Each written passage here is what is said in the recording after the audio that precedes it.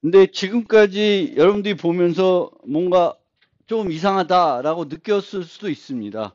왜냐하면 execute라는 인터페이스를 썼고 undo라는 인터페이스 썼는데 얘네는 인자가 없었어요. 근데 보통 우리가 어떤 다른 객체에 있는 메소드를 실행할 때 보통 인자를 전달해서 뭔가 실행을 많이 하잖아요. 물론 함수들 중에 객체 메소드 중에 인자를 받지 않는 메소드도 있지만 인자를 받아야 되는 메소드들도 분명히 있죠. 근데 인자를 받는 메소드는 명령 패턴으로 처리하기가 쉽지가 않습니다. 또 하나 뭐 있어요? 우리가 명령을 수행하고 나면 또 함수, 그쵸? 반환값이 있는데 이 execute도 undo도 다 void예요. 그러니까 반환값이 있는 메소드를 부르는 것도 명령 객체로 처리하기가 조금 불편한 점들이 있습니다. 그래서 그 점을 한번 짚어보려고 그래요. 그래서 인자가 필요한 명령 패턴. 어떤 뭔가를 내가 명령 객체로 만들어서 실행하고 싶은데 이 명령 객체가 해야 되는 일들이 어떤 인자를 줘야 되는 그런 경우에요. 그런 경우에는 그 인터페이스를 엑시큐트라는 인터페이스를 만들기가 어렵겠죠. 모든 애들이 공통적으로 필요한 뭐 자바 같은 경우에는 또 오브젝트라는 걸 쓸 수도 있겠지만 그렇지 않으면 되게 불편한 거예요. 그래서 일반적인 방법은 세 가지 방법이 있는데 첫 번째 방법이 인자가 필요한 명령 객체다. 그럼 그 인자를 언제 전달하냐면 명령 객체를 생성할 때 전달해 놓는 거예요. 그럼 걔가 유지하고 있겠죠. 유지하고 있다가 execute 하면은 내가 유지하고 있는 인자를 이용해서 뭔가 수행을 하게 됩니다. 근데 이 방법은 뭐가 되냐면은 문제가 뭐냐면은 인자에 필요한 내가 전달해야 된 인자의 종류 수만큼 뭐가 필요하냐면 명령 객체가 필요한 거예요. 아니면 매번 또 명령 객체를 만들어야 되는 그런 불편함이 있습니다. 두 번째 방법은 메소드를 하나 또 만드는 거예요. 뭐 set params 같은 메소드를 하나 만들어 가지고 execute를 하기 전에 내가 이 set params를 불러서 인자를 별도 전달하는 거예요. 근데 얘도 이렇게 사용하기가 쉬운 건 아니겠죠. 그래서 그런 방법이 있긴 있는데 별로 권장되는 방법이나 사용하기 편한 방법은 아니고 세 번째는 execute 자체의 인자를 우리가 만들어 놓는 건데 얘는 그러면 범용적으로 사용하기가 불편한 점이 있습니다. 어쨌거나 인자가 있는 그런 명령 패턴은 명령 객체가 어떤 인자가 필요하고 그 인자에 따라서 조금씩 어떤 다른 행동을 해야 되면은 명령 패턴으로 만들기가 쉽지 않다라는 거고 반환 타입도 또 마찬가지입니다. 그럼 반환 타입은 뭐 execute 한 다음에 get result 해가지고 별도 함수로 받는다든지 이런 형태로 또 취해가지고 또 만들어야 되는 또 여러 가지 불편한 점이 있습니다. 그래서 보통 이제 일반적인 명령 패턴에서는 void execute, void undo 요 형태예요. 그러니까 인자를 사용하지 않고 반환값도 안 받는 그런 어떤 실행들을 추상화하고 언제든지 바꿀 수 있고 언두할 수 있게 해주는 그런 패턴이다라고 생각하시면 되겠고 물론 상황에 따라서는 내가 조금 만들 수는 있겠죠. 특수한 경우에 특수한 그런 범용적으로 엑시큐트를 만들어야 되는 게 아니라 특수한 경우에 해서 내가 특수한 매개 변수를 전달하게끔 엑시큐트를 정의할 수 있으면 또 그렇게 해서 쓸 수는 있을 거예요.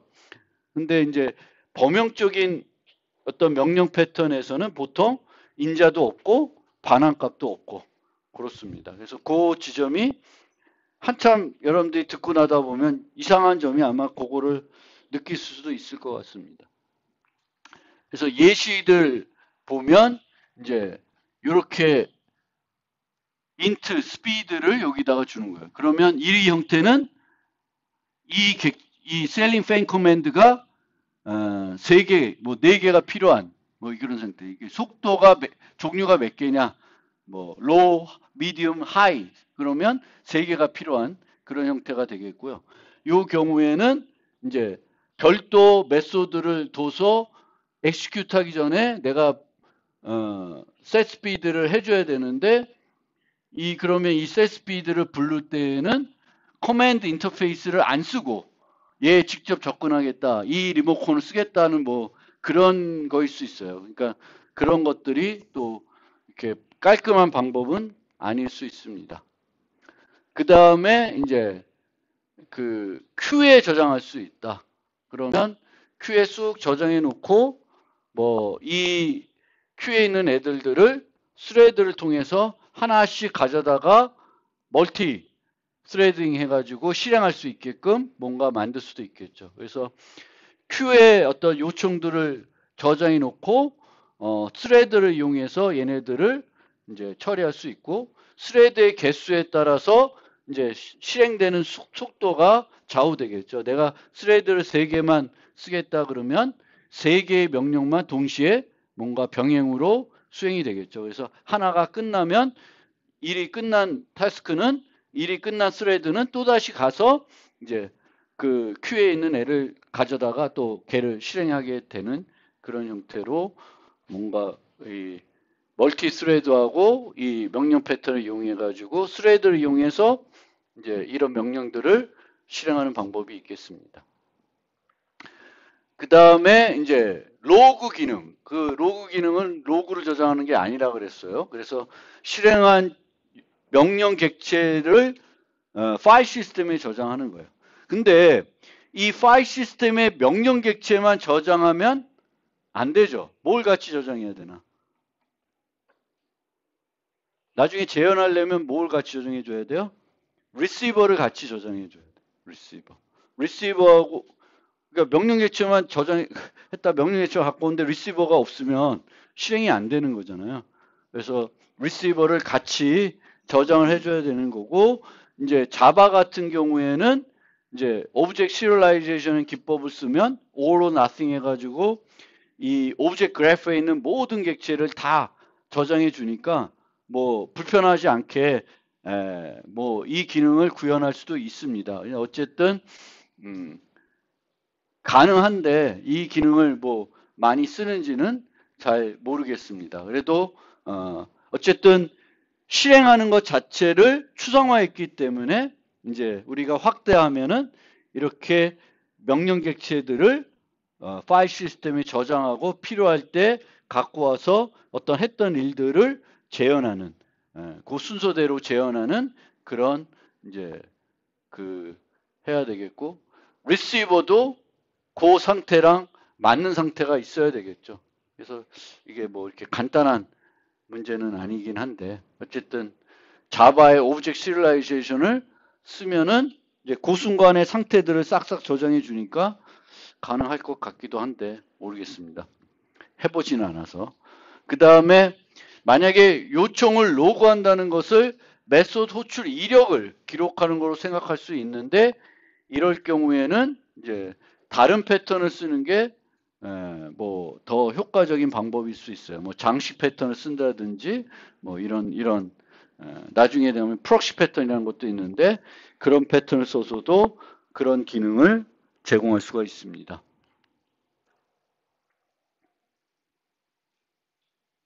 그 다음에 이제 다음 패턴이 이제 살펴볼 게 어댑터라는 패턴인데, 이제 최초 이 만능 리모컨을 만들 때 문제점이 뭐였냐면은 모든 기기가 이제 메소드 이름이 on, off가 아니라는 데 있었어요. 만약 모든 메소드들이 on, off 이름을 갖고 있고 얘를 하나의 인터페이스를 통해서 모든 스마트 기기를 추상화할 수 있다 그러면 이제 이 명령 패턴을 쓰지 않고도 만능 리모컨을 만들 수 있겠죠. 언두 기능은 조금 불편하지만 그 언두 기능만 뺀다 그러면 이제 할 수 있습니다. 그래서 그걸 해주는 게 이제 다음에 배울 어댑터 패턴이에요. 그래서 어댑터 패턴은 내가 필요한 이름으로 메소드를 호출할 수 있게 해주는 게 어댑터 패턴입니다. 그래서 그거는 이제 다음 노트에서 어댑터 패턴을 배우면은 아까 만났던 그 만능 리모컨 문제를 이제 어댑터 패턴을 이용해서도 좀 해결할 수 있는 지점이 있습니다. 이 어댑터 패턴도 클래스 자체들을 수정하는 건 아니에요. 클래스를 수정하지 않고도 이제 모든 서로 함께 쓸 수 없는 클래스들을 함께 쓸 수 있게끔 해주는 게 어댑터 패턴입니다. 그리고 관련 리팩토링으로 이제 이런 뭔가 조건문에 따라서 뭔가 일들을 해야 될 경우에는 뭐 우리가 다양성을 이용할 수도 있지만 요 do something들을 명령 패턴으로 모델링하고 이제 키를 요런 걸로 이용해 가지고 이제 커맨드 매니저 같은 걸 만들어서 쓰면은 이제 요렇게 요거를 요런 조건문을 요 두 문장으로 바꿀 수가 있는 거죠. 그래서 룩업 해가지고 명령 객체를 얻어온 다음에 그 명령 객체에 execute를 부르면은 이제 이 조건문 없이 이렇게 해가지고 처리를 할 수가 있죠. 그리고 이렇게 만들면 나중에 이제 이 기능들을 바꿔야 될 때 이제 저장되는 그 명령 객체만 바꾸면은 또 보완을 할 수 있는 수정하기가 편리해지는 그런 이점이 있습니다. 그래서 이런 어떤 조건에 따라서 여러 가지 행동들을 이런 조건문들이 한 곳에 나타나는 게 또 여러 곳에 나타나면 다양성 같은 걸 이용할 수도 있지만 명령 패턴을 이용할 수도 있고 더군다나 만약에 저게 언두 기능하고 연결이 돼야 되면은 명령 패턴을 만들어서 쓰면 효과적으로 처리를 할 수 있습니다. 그 다음에 이제 GUI에서 그 사건 처리자를 명령 패턴하고 한번 연결해서 생각해 보려고 합니다. 예전에 사건 처리자를 뭐랑 연결해서 살펴봤냐면은 관찰자 패턴하고 연결해 살펴봤어요. 그래서 이 관찰자 패턴에서는 내가 필요한지 안 한지를 매번 가서 물어보는 게 아니라 나는 등록만 해놓으면 관심 있다가 등록해 놓으면은 그 사건이 발생하면은 자동으로 뭔가 실행을 해주는 거죠. 그래서 그 GUI에서 사건 처리자는 이제 관찰자 패턴의 형태를 띠고 있다고 하는데 다른 한편으로는 그 저장되어 있는 사건 처리자들이 명령 객체로 생각할 수도 있습니다. 왜냐하면 우리가 해야 될 일을 등록해 놓은 다음에 필요할 때 실행하는 거니까 그런 측면에서는 또 명령 패턴하고도 연결해서 그 GUI에서의 어떤 사건 처리를 생각해 볼 수 있습니다. 그래서 GUI에서의 그 이벤트 처리는 관찰 패턴의 특성도 있고 명령 패턴의 특성도 둘 다 갖고 있는 걸로 볼 수가 있다. 그래서 그거를 지금 설명을 좀 더 구체적으로 하면 이제 관찰 대상을 내가 계속 가서 폴링하는 게 아니라 그 사건이 일어나면 자동적으로 호출되는 거니까 그런 측면에서는 이제 관찰자 패턴 형태다라고 볼 수가 있고 얘가 그럼 푸시냐 풀이냐라고 보면은 뭔가 사건이 발생되면 원래는 기본적으로 사건 객체를 전달해 주는데 내가 관심 있어 하는 게 그 사건 객체는 아닐 수 있죠. 근데 그 사건 객체 안에는 보통은 사건 소스가 와요. 사건 소스가 오니까 그 측면에서는 이제 풀 형태라고 볼 수도 있는데 뭐 그게 중요한 건 아닌 것 같습니다. 어쨌든 형태적으로 보면 관찰자 패턴 형태를 내부적으로 갖고 있다. 그리고 명령 패턴 형태를 생각해 보면 명령 패턴도 비슷하게 해야 될 일을 이제 직접적으로 뭔가 필요할 때 호출해서 쓰는 게 아니라 그걸 만들어 놓고 저장해 놓으면 필요할 때 불러다가 쓰는 거니까 그런 측면에서는 이제 사건 처리자가 명령 패턴에서 명령 객체와 똑같다, 비슷하다 이렇게 얘기할 수 있습니다. 어떤 것이든 실행할 수 있고요. 다만 약속된 형태로 등록되어 있으면 실행할 수 있기 때문에 이 사건 처리자를 명령 객체처럼 생각을 해도 뭐 틀린 얘기는 아닙니다. 그래서 이 GUI는 두 가지 패턴의 어떤 특성들을 갖고 있다고, 이렇게 보면 이 패턴이고 저렇게 보면 이 패턴처럼 보일 수 있다라는 거고요. 그러면 실제 그 코드로 한번 살펴보면은 이제 여러 개를 등록할 수 있으니까 뭔가 관찰자 패턴처럼 보일 수가 있고요.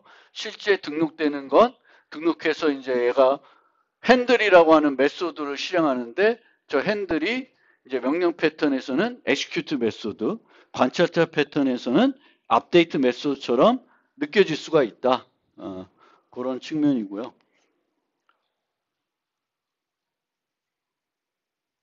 근데 조금 차이점을, 명령 패턴과 관련해서 사건 처리자와 명령 패턴의 차이점을 좀 생각을 해보면은, 이제 명령 패턴은 보통은 이제 언두를 같이 많이 쓰이는데, 이제 사건 처리자를 우리가 등록할 때 언두 기능을 같이 등록하는 경우는 별로 없으니까 이제 그 언두 기능이 없는데, 만약에 언두 기능을 이제 사건 처리자와 연결시켜서 사용해보고 싶다.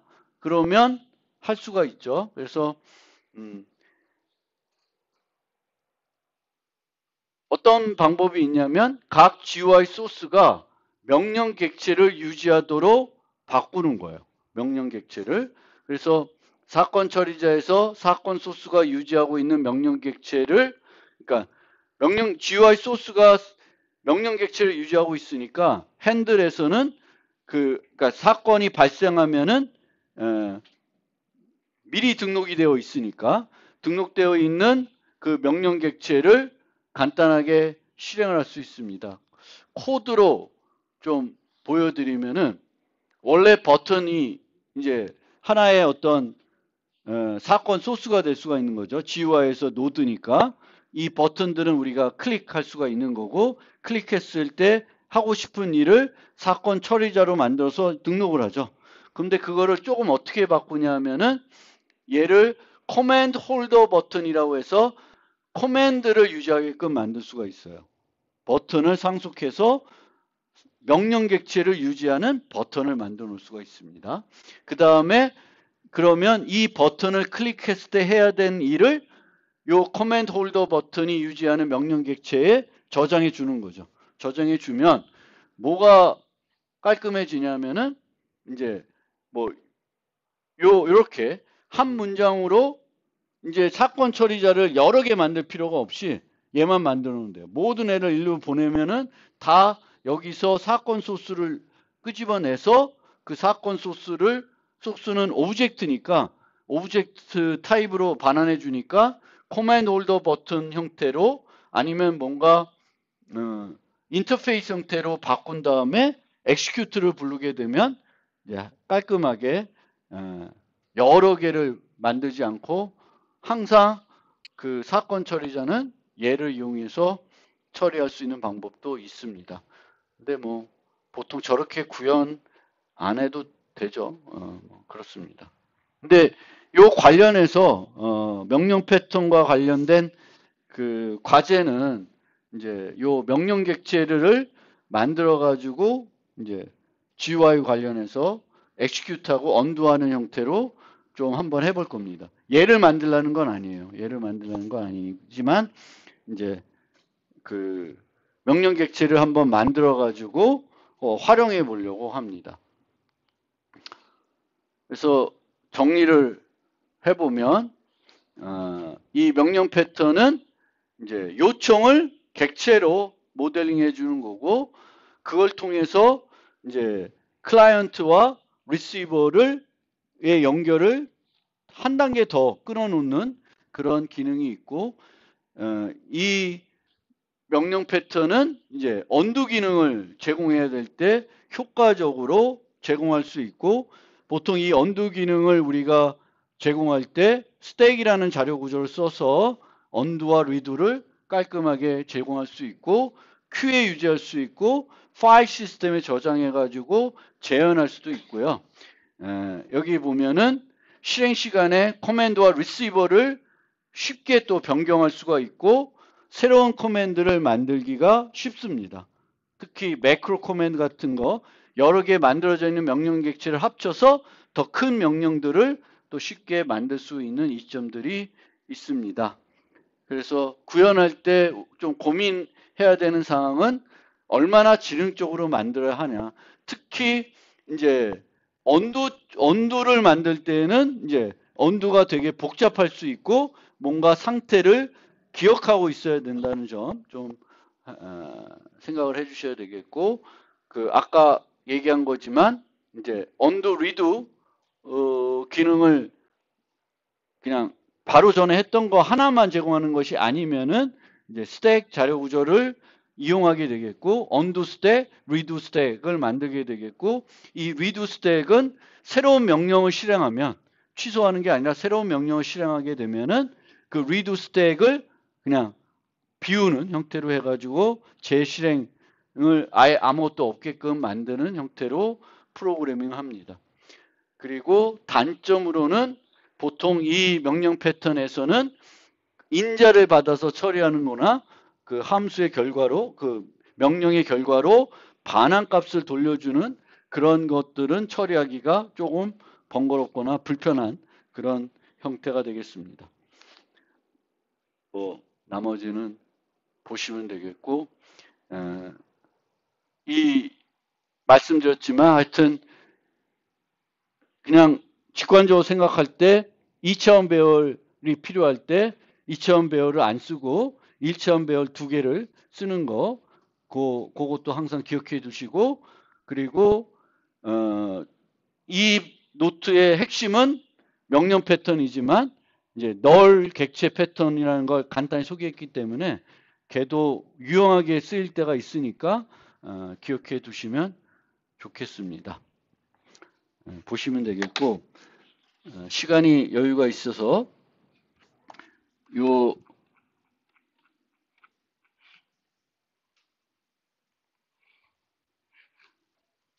뭐야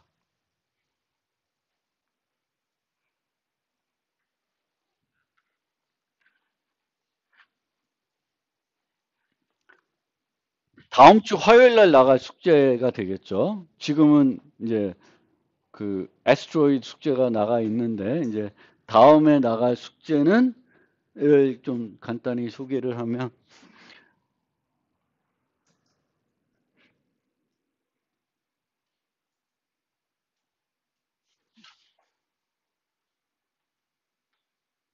이건가? 아닌데.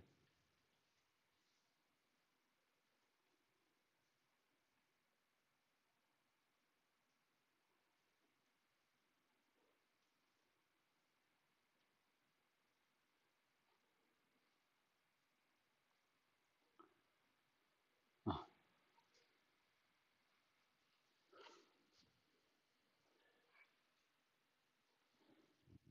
요거는 GUI 프로그램인데 간단하게 뭔가 할 수 있고 그 한 것들을 취소하거나 리두 할 수 있는 그런 그 간단한 겁니다. 그래서 여기 보면 도형이 스퀘어, 서클, 트라이앵글 세 가지가 있고요. 추가를 누른 상태에 누르면 이렇게 클릭한 위치에다가 도형을 그려줍니다. 그래서 서클이면 뭐 이렇게 그려주게 되겠고, 선택을 선택한 다음에는 이런 식으로 누르면 반대 그 버튼을 누르면 팝업 메뉴가 뜨는데 뭐 색을 이런 식으로 바꿀 수도 있고요. 채우기 색을 선택한 다음에 삭제를 할 수도 있습니다. 그러니까 5가지 기능이 들어있는 거죠. 도형 그리는 거, 도형을 선택해 가지고 채우기 색을 바꾸는 거, 그려놓은 도형을 지우는 거, 요거가 되어 있어요.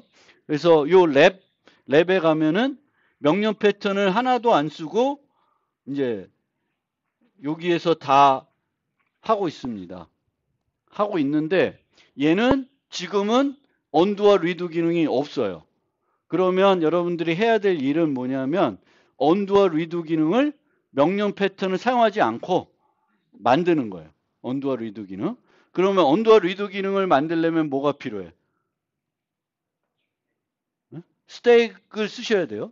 근데 스택에다가 뭘 조정할 거야? 명령 객체를 저장할 건 아니잖아요. 지금은.